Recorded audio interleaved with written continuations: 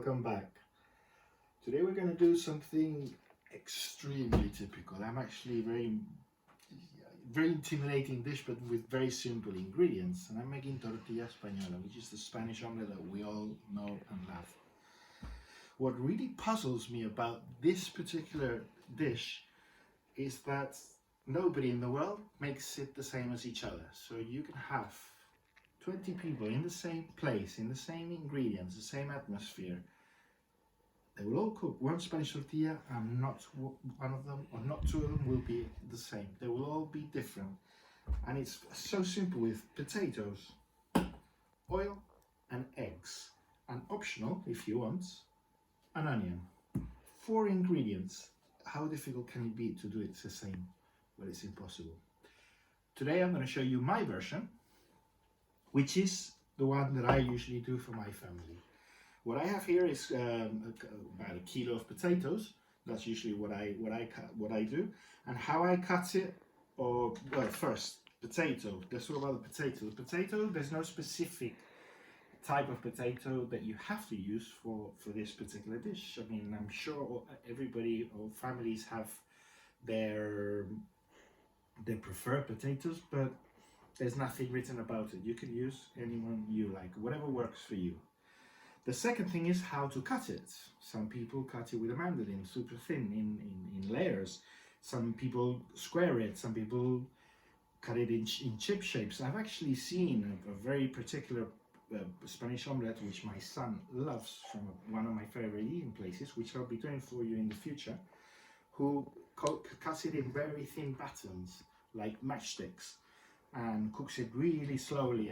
But that's another story that we'll come back to. So do what you want. What I do is, if you come closer, I cut into the potato and I break, right? And I do this like that. Why I do this is I was taught to do this by somebody in the mainland a long time ago, and it creates a much bigger surface area when cooking.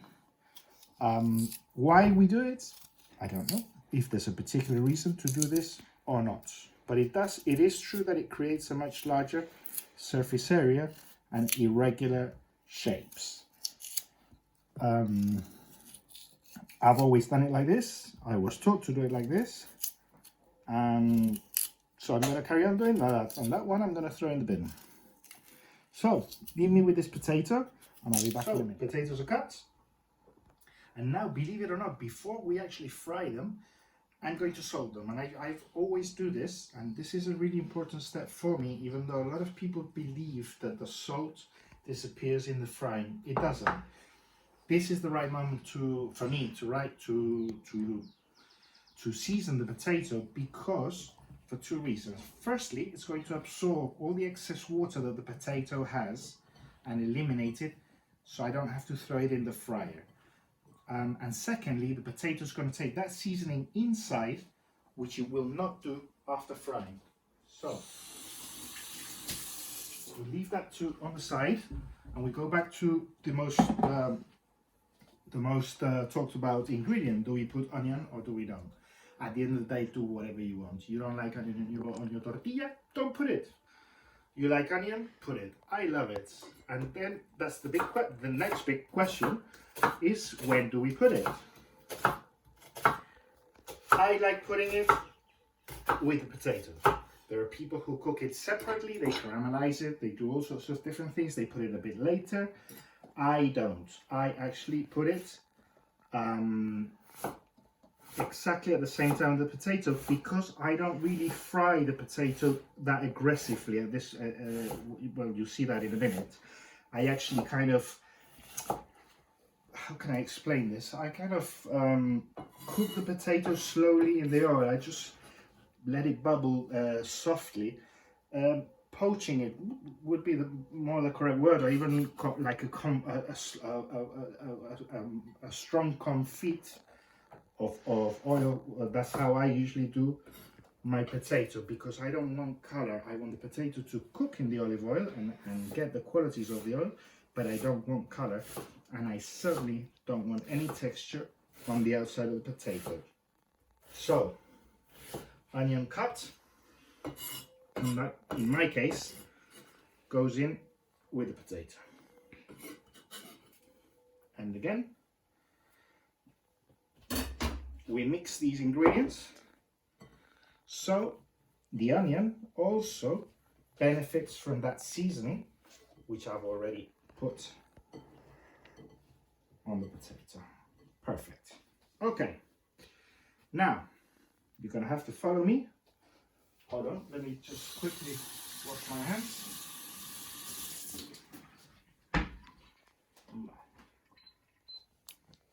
Right, I've got the oil quite hot back here. Follow me.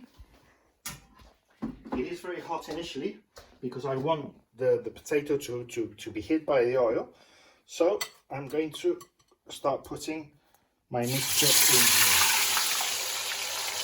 I want that first initial heat.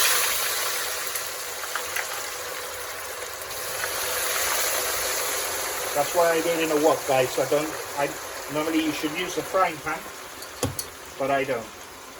I always use a wok. And then I'm going to turn the heat down. And as I said before, I'm going to cook the potato. Perfect. I'm going to cook the potato in a slow simmer. The idea is that the potato is fully cooked and nice and soft, but that there's no color on the outside and certainly no texture. So we'll leave it like that and we'll come back when the potato is ready. So potatoes practically cooked. What I'm doing in this bowl, I'm actually added 4 eggs. We're probably gonna need quite a lot more in this, but we're gonna start with only 4 eggs. The reason being is that we're going to throw that mixture of potato and onion really hot into this and try and bind it with this. And then what we will do is we'll start adding eggs one by one until we get the consistency that we want. So come over to the fire, follow me. I'm going to switch off the fire, and as you can see, my potatoes are beautifully cooked.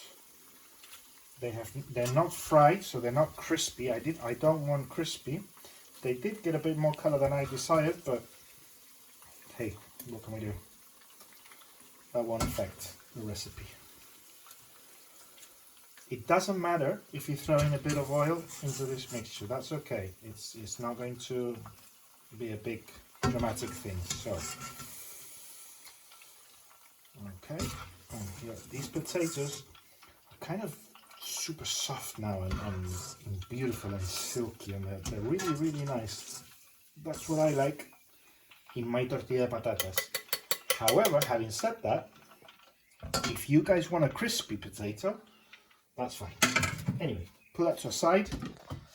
Put our saucepan in the fire. Are you filming the floor? Really? Are you filming the floor? Really? Pensé que iba a ir para allá. What's wrong with you? Anyways, we're putting the saucepan on, and we're gonna get some heat in it. Okay, it does need to be very hot, so let's put that on already. Here we go, back to the potatoes and the egg. What we're gonna do now is we're gonna mix this. What the hot potato is doing already is actually already almost cooking the egg, but that's okay. That's fine. We want that. That's what we want. Then it's the next thing. How do you like your tortilla? Do you like it?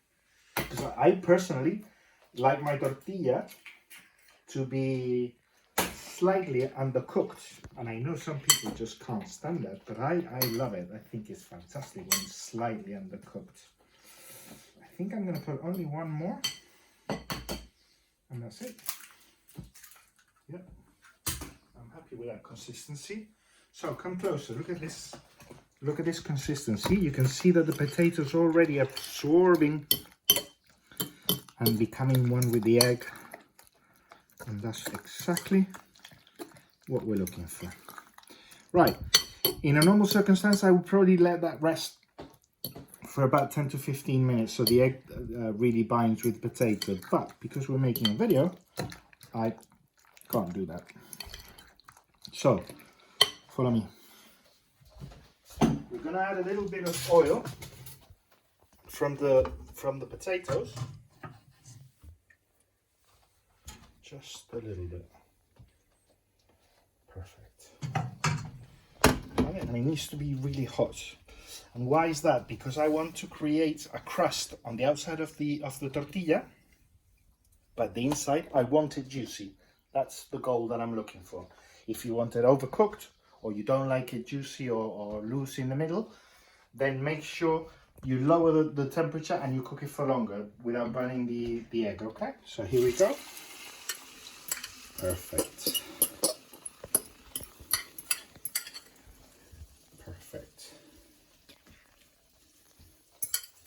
So, we'll cook that for a few minutes and then we'll turn it around. Be back in a minute. Foodies. It's time to turn it around. For me, I'm happy. As I said, I like it juicy in the middle, so I like it. This is probably the trickiest part, and everybody gets really intimidated by this, but try and show confidence. With confidence, you'll get it done. If you don't feel too sure, bring it over to on top of the sink, and then just turn it around. That's perfect. Look at that color. Wonderful. And then we slowly slide it back in. Beautiful. I've actually got one of these things which I buy in the Chinese shop which helps me turn it around, but traditionally everybody uses a plate. So we'll give it a couple of seconds on that side. It doesn't need very long, because as I said, I like my tortilla to be nice and fluffy and soft in the middle, undercooked. Right, foodies, it's ready. Here we go. We just now slide it onto a plate like that, like so, and it's ready. Now I do have to let it rest. I do have to let it rest because a tortilla you should never eat straight coming out of the pan. You have to let it rest for at least half an hour so it settles and grabs all those flavors. Hope you like my version of the Spanish tortilla. Go ahead, make it.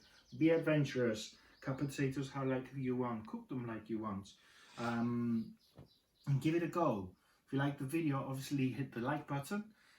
Do follow me on the channel or subscribe to the channel if you haven't already. And especially foodies, stay safe. See you next time.